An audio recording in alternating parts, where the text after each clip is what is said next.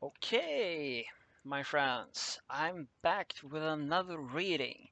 And because I'm feeling so bad, I need to do something I feel good with. So I'm going to read My Little Pony fanfictions again. So here we have the next chapter Monster by Blackwing Disastrous. Author's note. After such a long break of having slice of life, I'm finally getting back to the plot. Yay! Well, yay. Well, I'm diving down into it. So here we go. After spending another 2 weeks in the wood with Spike, hiding from the royal sister who were unlike Ponyville ponies, not afraid to go into the forest looking for them. It was now mid-April.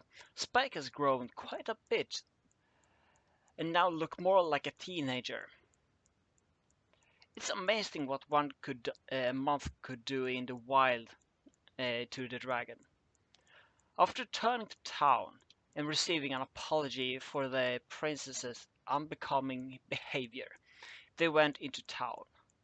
Twilight made a point to remarking how much Spike had grown, and Rarity made a point that the Twilight should let Spike out of the library more often. Ping stuck as her assistant was clearly stifling him, and being able to get out and live a little would do him the world of good. I'm just glad it's all over. At least till next year, Spike said, his voice a little deeper now. Nightshade eyes opened wide, dreading to think about it. Well, at least I make a lot of bits on syrup sales, he commented. Living in the forest, he was still able to collect the sap to return to his house for processing. Pinky ran it. After all, she was the one who wanted it the most, so he figured it out to teach her. She caught on quick, and had been making it ever since. After getting back, she went a little sad of that she didn't have to work the stand anymore, but more happy that she could stop syrup making and start syrup eating. As it turns out, ev- the events of the past month were a direct result of a new product of the sugar. Every pony had a sweet tooth anyway, and since there was a new type, they all went mad and gorged themselves on it. More sugar means more energy. More energy means more drive for activities. Yes. Once mating season was over, however, any sweet eaten would be normal Pinkie Pie is hyperness, instead of what he had been running from. Nightshade dropped off Spike by the library, and he headed home. Fluttershy was standing there and avoided eye contact. She's probably thinking I'm mad at her, he thought, and want to talk to her. Hi, Fluttershy, he said. She visibly winced at his voice. What's the matter? He asked. She stayed silent.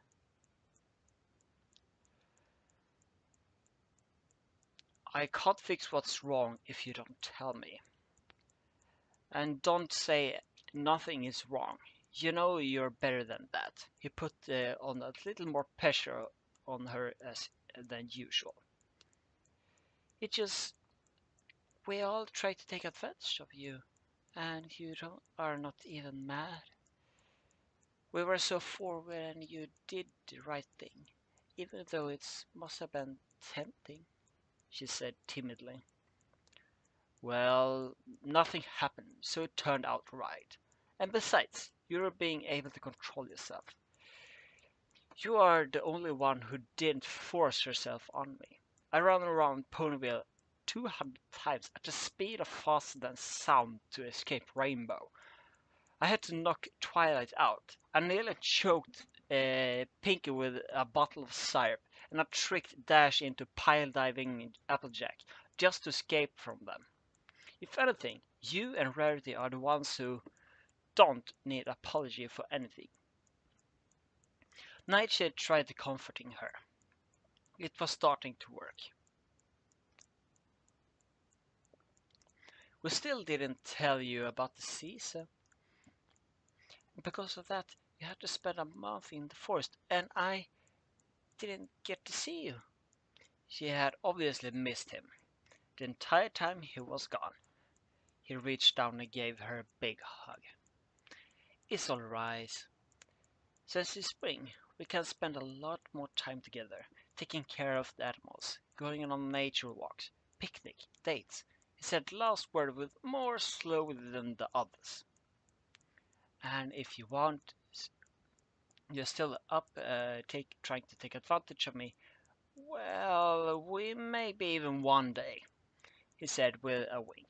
Fletcher understood the meaning and turned bright red, but only if when he were ready. And we'll make the decision while we are both sane, he added, giving her a peck on the cheek. She was far less embarrassed about that, since he had kissed him on the lips before. And this was becoming more of a common, although it still made her light up. Lyra. Lyra finally stood on and started to put her plans in motion. Nightmare had taken up permanent residency in her head, but so far not possessed her. It was simply whispering sweet nothings into her ear, making misguided suggestions and ideas that were sure to fail. After all, it didn't actually want to help Lyra, it wanted to push her over the edge. Alright, so to come up to a life spell, I can cast it on this card. I have it go out of control in front of him, and he'll rescue me before I fall off the cliff to my doom. Oh, here it comes, Lyra said to herself. She cast the spell and went careering down the steep hill at the edge of Ponyville, leaning off the cliff. The cart nearly ran over Stips and Snares, who were pushing out of the way by Nightshade himself, leaving nobody to stop the cart. It went over the cliff, and Lyra screamed as she fell, only to be caught by Rainbow Dash. Floodshy was happy that he was able to save the both. He, this author had misspelled some things, and giving hugs for his kindness, and he gave Rainbow a salute when she returned, almost dropping Lyra in the process. Fuya, several expertly planned but poorly executed attempts. Lyra became increasingly frustrated. Well, it's not my fault, explained the nightmare. Perhaps you should let me help you a little more on your next attempt and make sure to steer things in the right direction.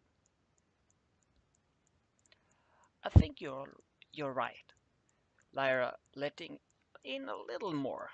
Nightmare grinned wickedly. Spring was over. The trees were out of sap, and all the remaining syrup had been bottled up for the rest of the year. With all the bits from the sales, Nightshade had expanded his facility, doubling Shade's and Shy's Sugar Shack ability to process sap into syrup. That way, next year there would be nearly so much of a rush to do it, because they could do more at the time. Even after that, they still have 3,000 bits left over, finally closing up for the year. He looked over to Ponyville and saw smoke. Oh no. Lyra, having no new damsel in distress ideas, decided to teach unicorns some basic magic at school on Saturday to help her to take her mind off the past failures and earn some bits while she saw at it. Rent didn't pay itself. Yeah, I know. Alright, class. This spell is a standard magnification spell. By condensing the air, you make a lens. Then you bend the lens to change the focus. This can be used to see things that are far away, or small things that are really close. Now, watch carefully. She formed the lens and magnified some small writing on the blackboard, as the rest of the class tried to emulate her. Nightmare took control of the spell. "What are you doing?" she asked in her mind. "Helping," Nightmare said plainly. The lens magnified 100 times and caught the light of the sin coming through the window. It set the floor on fire. Okay, class, calm down. I have this out in a second." Lyra was starting to panic. She couldn't access her magic. Something was wrong. The students began to back away from the growing flame. "Nightmare, what are you doing?" "Success where you failed," it said. She tried to run, as the school has now begun engulfed in flame, but she couldn't move. Nightmare was holding her there. The students had already left the burning building. The fired ponies arrived and started pouring water on the flame. Nightmare used Lyra's magic to make the fire grow. "Relax. So long as I'm here, no harm can come to you," it said. "I want to put myself in danger to have him save me, but no others in danger," she screamed, crying. "It's the next step," it said, with the same calm, uncaring voice. Nightshade arrived at the burning school. Applejack, Rainbow Dash, and Twilight were there at the scene. "Is anyone hurt? Did everyone get out all right?" he asked, frightened the crowd. Silspoon walked up to him. "Diamond Tiara and Miss Lyra is still inside. Please, you have to save them." She was crying. Diamond was a bully, and Lyra annoying, but they didn't deserve to die in a fire. Nightshade knew his power wouldn't be much help inside. He needed to think. "Rainbow, get me a cloud." "Twilight, use a spell to clear out some of that smoke." "Applejack, buck the door down. I'm going in there and getting them out." He barked in order, taking charge of the situation. They did as they were told. "What do you want the cloud for?" Dash asked. "Drench me," he said.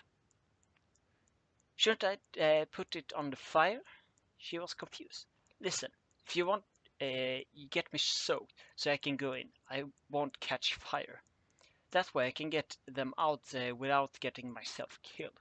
"Now hurry and do it," she complied. Applejack busted the door down, and Twilight cleared out the smoke. Nightshade dove into the fire, passing a passed out Lyra and a crying Diamond Tiara desperately trying to wake her up.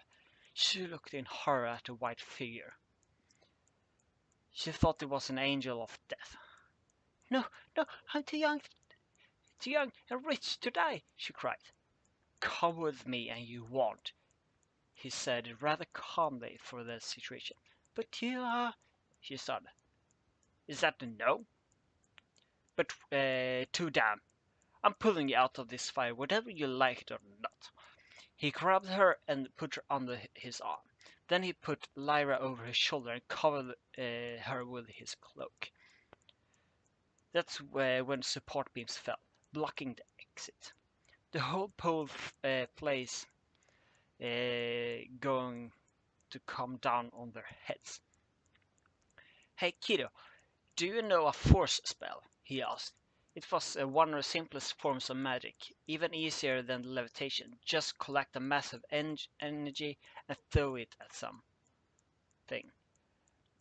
"Yeah," she replied. "Good. Do you think you can break that window open?" As he said, she already shattered the window, blowing the wooden cross-section of it. "I hope you can fly, because here goes," he said, throwing Diamond Tiara through the fire and out the window. She barely touched the flame. so she didn't get burnt. Now for you, he said to Lyra. He held her close to his body and covered his in, flo- in his cloak. If I had looked, he would have seen her wearing a wicked grin. Using 2 months of his life, he turned into enough energy for bursts of unnatural strength.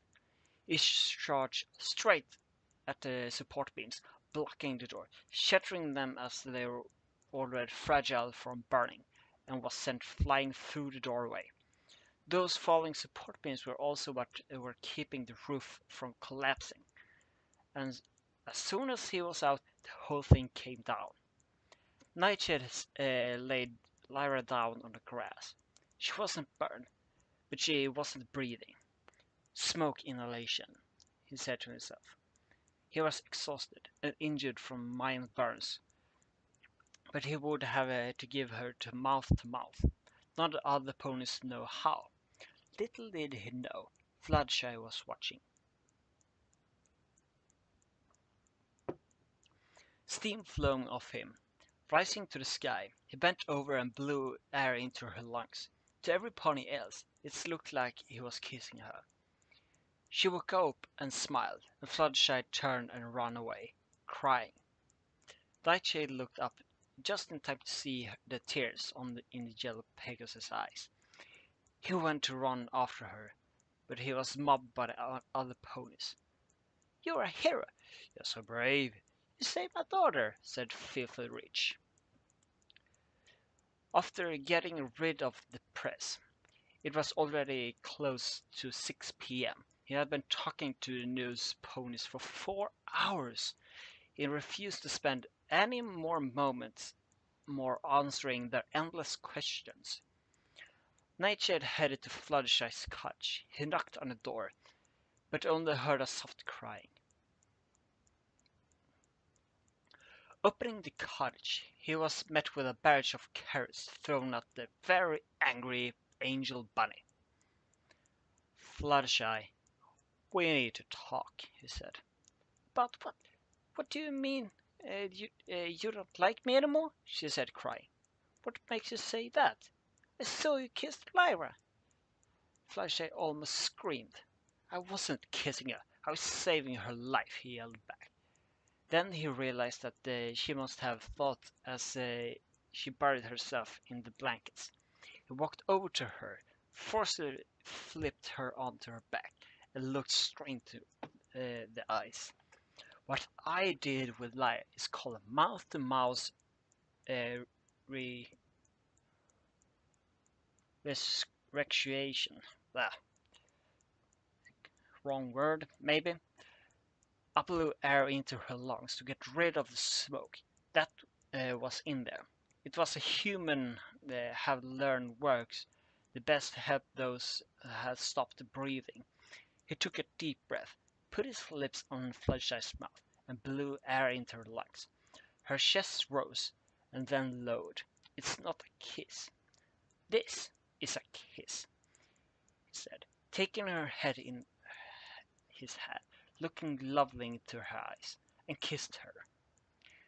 "You see the difference?" he asked.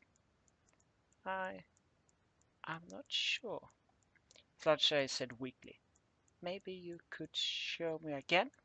she said, tears just barely foaming in her eyes, but now smiling.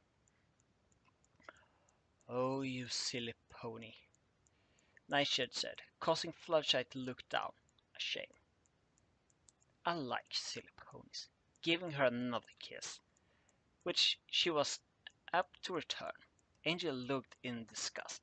Making a gagging motion with his paw, went to his rabbit house and putting his pillow over his ears. Lyra was spying the two through Fluttershy's window. Seeing them happily together just made her angry. It was supposed to do further her relationship with him, not Fluttershy's. Heading back to Pottery, she yelled, "Damn it all to hell!" prompting strange looks from the other ponies, who were shocked at her vulgarity.